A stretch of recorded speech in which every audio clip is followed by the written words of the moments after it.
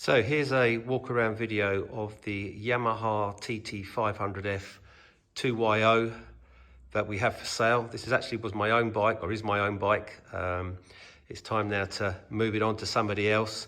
I've got a few other sort of projects that I want to do. So this bike is going to go on to some very lucky next owner. So it's a 1979 model, although it was manufactured in September 78. So I've gone through the registration through DVLA, satisfies them with sort of getting all the Nova paperwork and such like in place, and it's been registered on a 1978 on an S. So it's road registered as a historic vehicle, doesn't need MOTs, doesn't need to be taxed. So it's taxed and MOT exempt as a historic vehicle. Now say it's a 79 model, so it comes with the aluminium rear swinging arm and the leading edge front forks, as you can see. Now before anybody says it's not standard, you're correct. That is not a standard colour. The bike was restored during lockdown. The previous colour of the bike would have been orange with the brushed aluminium tank. The previous owner, absolutely a Yamaha fanatic, wanted this one, and he had a number of TTs, wanted this one in the iconic championship yellow and black, which is what he's done. It's all professionally done. Absolute super job has been done on the tank.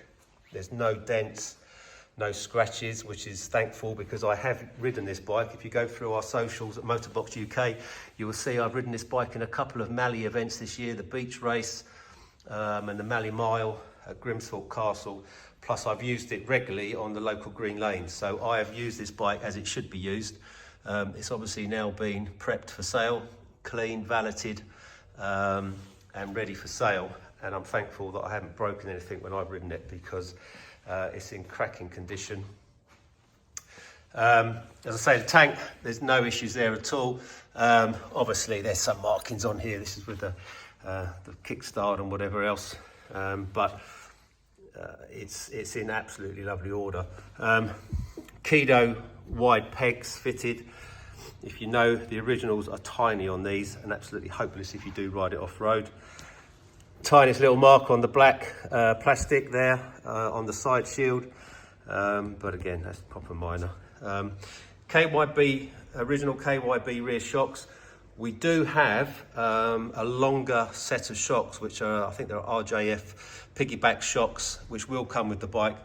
I've ridden them with the RJF shocks because they give you a longer travel on the rear suspension, but these are the originals that are on it at the moment, the KYBs.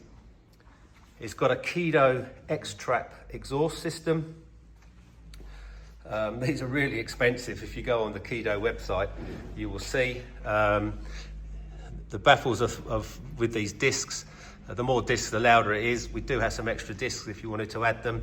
And you can also, at the rear here, open and close the exhaust, so you can make it a straight through pipe almost, if you wanted. It's got the vintage plate on it. So I say it's road registered. I think this may well even be an original seat swab, but it's all in great condition. Front fender, we do have a more modern one as well that will come with it, which has black venting on the back here. I prefer it with this more original looking one. Excellent Michelin tyres front and rear. In fact, the rear one is pretty much new.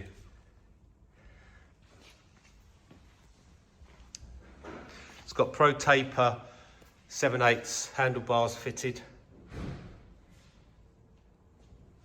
which are a nice strong bar. Now we do have a lighting kit for the bike as well, so it will come with a front headlamp and a tail light. They're not fitted. I'm not going to be fitting them, but if you wanted to fit them yourself, you can.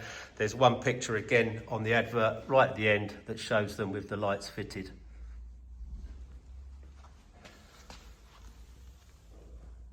No marks on this side of the engine. The front sprocket cover has been replaced with this Kido guard. Basically, it stops if the chain was to snap. it grabs the chain before it comes around and wraps around the engine and shatters all this. Nice little addition if you do want to ride off-road. Good chain of sprockets, as I say, the KYB shock is obviously on this side as well. All the plastics are very good. So we'd run across the seat swab, across the tank. Obviously there's no keys for this. This is the engine off button, the decompression lever, and I basically, because I do ride it, as I say, on the road, I've fitted a small aftermarket wing mirror on that side. Now what I'm going to do, because obviously I need to hold the phone and I won't be able to do that while I'm kicking it over, I'm going to do a separate video of doing a start on the bike, which I will do now and I will also post. Okay, so going on from the previous video, we'll do a start up now. So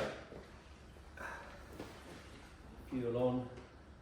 Probably going to need a little bit of choke today because it's pretty cold.